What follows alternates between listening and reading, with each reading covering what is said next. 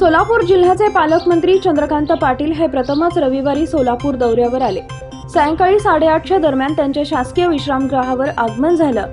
यावेळी प्रशासनाच्या वतीने त्यांचा सत्कार होत असतानाच एका बाजूने भीम आर्मीचा कार्यकर्ता अजय मैदर्गीकर हा आला।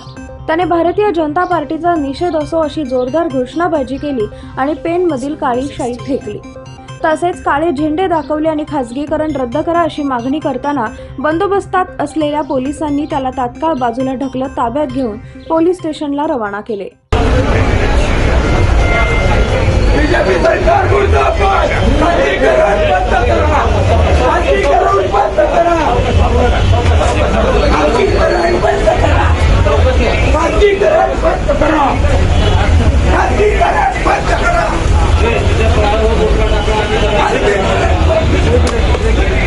खासगीकरण जोपर्यंत बंद होत नाही तोपर्यंत हे आंदोलन असे चालू राहते। खासगीकरण बंद करा।